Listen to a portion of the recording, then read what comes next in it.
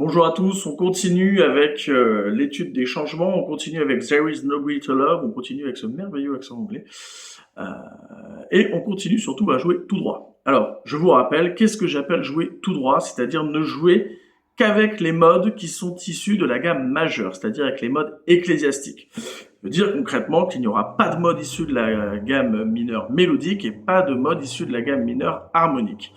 Alors vous allez me dire, bah oui, mais pourtant ce sont quand même des gammes qui sont fortement utilisées par les jazzman. Oui, c'est vrai, vous avez raison. Mais moi je pars du principe que avant de savoir courir, il faut savoir marcher. Et donc avant de vouloir vous attaquer à des modes complexes, c'est peut-être bien de maîtriser parfaitement les fondamentaux. Et les fondamentaux, ce sont les modes ecclésiastiques. L'intérêt de cette vidéo, c'est de vous montrer que même en pensant en mode ecclésiastique, on va quand même pouvoir faire entendre des altérations. On reprend notre standard, on reprend le A, vous vous souvenez, première mesure, si bémol majeur 7. Voilà, deuxième mesure, mi bémol 7. Troisième mesure, la bémol. Et là, c'est là que c'est intéressant, puisque le Real Book nous dit, il y a un enrichissement, cet enrichissement, c'est la bémol 5. Le Ré. Et après, on enchaîne sur quatrième mesure, le Sol 7.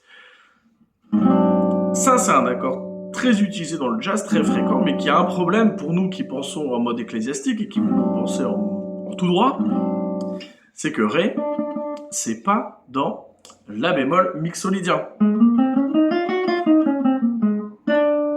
Vous entendez? Je vous le refais.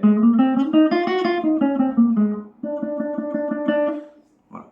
Alors comment je vais faire? Puisque effectivement, si le Real Book nous impose une bémol 5, il est de bon ton de la mettre en valeur, de la mettre en lumière. Surtout que votre pianiste derrière, il va peut-être probablement la jouer, et si derrière vous amusez à jouer une quinte juste, ça risque de sonner pas très joli. Alors comment je vais faire? Eh bien je vais tricher, et je vais tricher en utilisant le triton. Vous savez, hein, le triton de la bémol 7, c'est évidemment Ré 7. Alors pourquoi ça marche? Vous le savez, parce que la tierce de l'un est la septième de l'autre, et que la septième de l'autre est la tierce de l'un. Ok?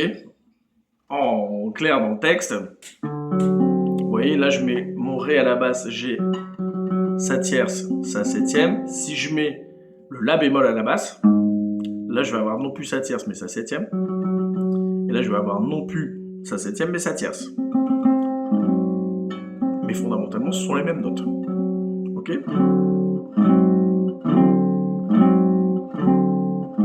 Ce sont des accords qui vont avoir la même fonction. Voilà. Fonction de tension.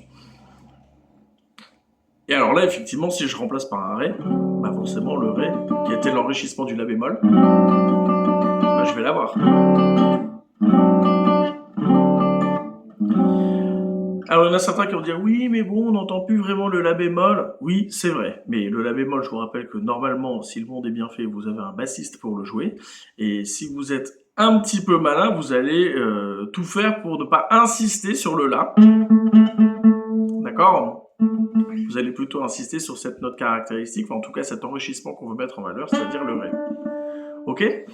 On essaye de se remettre ça dans les doigts, on fait le même exercice que précédemment. Donc on sort son batteur de poche, 90 à la noire, et on essaye de jouer les changements.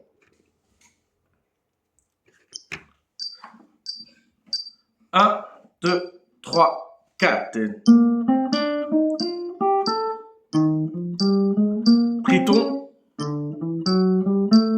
Sol. Do. Fa.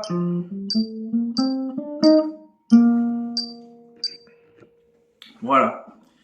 Mettez-vous ça dans les doigts. Voilà. Vraiment, mettez-vous ça dans les doigts et essayez de visualiser sur le manche, ou en tout cas de conscientiser à la fois dans vos doigts, dans vos yeux et dans vos oreilles, justement ces notes qui vont justement changer et qui vont justement donner du caractère à votre improvisation.